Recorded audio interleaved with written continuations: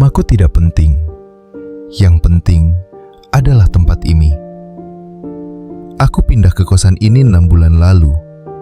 Lokasinya strategis, dekat kantor, dan yang paling penting, murah. Bangunannya tua, 2 lantai, dengan lorong panjang yang selalu sunyi. Pemilik kosan jarang terlihat. Penghuninya juga tidak banyak. Malam pertama aku di sana terasa biasa saja. Tenang, terlalu tenang bahkan.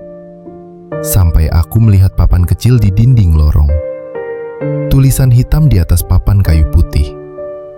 Dilarang keluar kamar setelah jam 12 malam. Aku tertawa waktu membacanya. Kupikir itu hanya aturan kuno, mungkin untuk ketertiban. Tidak ada penjelasan, tidak ada sanksi, hanya satu kalimat itu. Beberapa minggu berlalu, aku mulai menyadari hal-hal kecil. Setiap jam 11 malam, lorong kosan selalu kosong.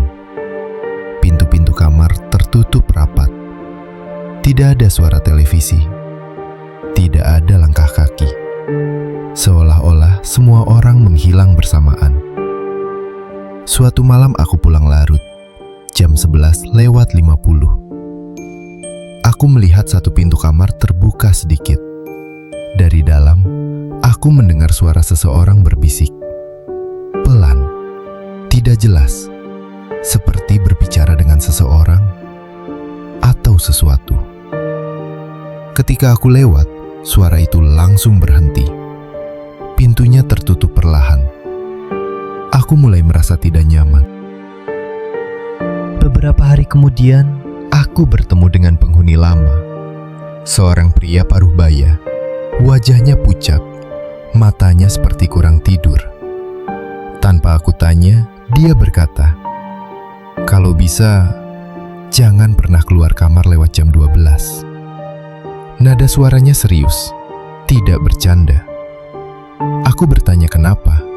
Dia diam lama, lalu hanya berkata, "Karena tidak semua yang berjalan di lorong itu penghuni kosan." Setelah itu, dia pergi. Sejak malam itu, aku selalu mengunci pintu sebelum jam 12. Sampai suatu hari.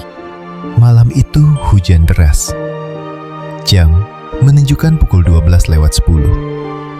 Aku terbangun karena haus. Air minumku habis. Aku ragu, sangat ragu. Tapi pikiranku berkata, ini hanya aturan bodoh. Aku membuka pintu kamar. Lorong kosan gelap. Lampu hanya menyala setengah. Udara terasa lebih dingin dari biasanya. Aku melangkah perlahan menuju dapur. Dan disitulah aku melihatnya. Di ujung lorong, berdiri seseorang. Tinggi. Membelakangi aku. Kupikir itu penghuni lain. Aku memanggilnya. Tidak ada jawaban. Orang itu bergerak. Pelan. Langkahnya tidak berbunyi. Aku baru sadar sesuatu yang aneh. Kakinya tidak menyentuh lantai sepenuhnya. Aku mundur. Tiba-tiba, semua pintu kamar di lorong terbuka bersamaan. Kosong. Gelap. Sunyi. Aku berlari kembali ke kamarku dan mengunci pintu.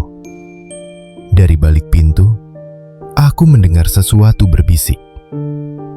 Bukan satu suara. Banyak. Pagi harinya, kosan kembali normal. Penghuni lain beraktivitas seperti biasa, seolah tidak terjadi apa-apa. Aku mencari pria parubaya itu. Kamarnya kosong. Pemilik kosan berkata, dia sudah pindah minggu lalu. Aku menunjukkan papan aturan di lorong. Pemilik kosan tersenyum tipis. Aturan itu bukan untuk penghuni, katanya, tapi untuk melindungi mereka. Sejak malam itu, aku tidak pernah keluar kamar setelah jam 12. Tapi kadang, aku masih mendengar langkah kaki di lorong, berhenti tepat di depan pintu kamarku. Dan setiap kali itu terjadi, gagang pintuku selalu bergerak pelan, seolah ada yang ingin masuk. Kalau kamu tinggal di tempat dengan aturan aneh, Mungkin ada alasan di baliknya. Dan mungkin kamu sebaiknya tidak melanggarnya.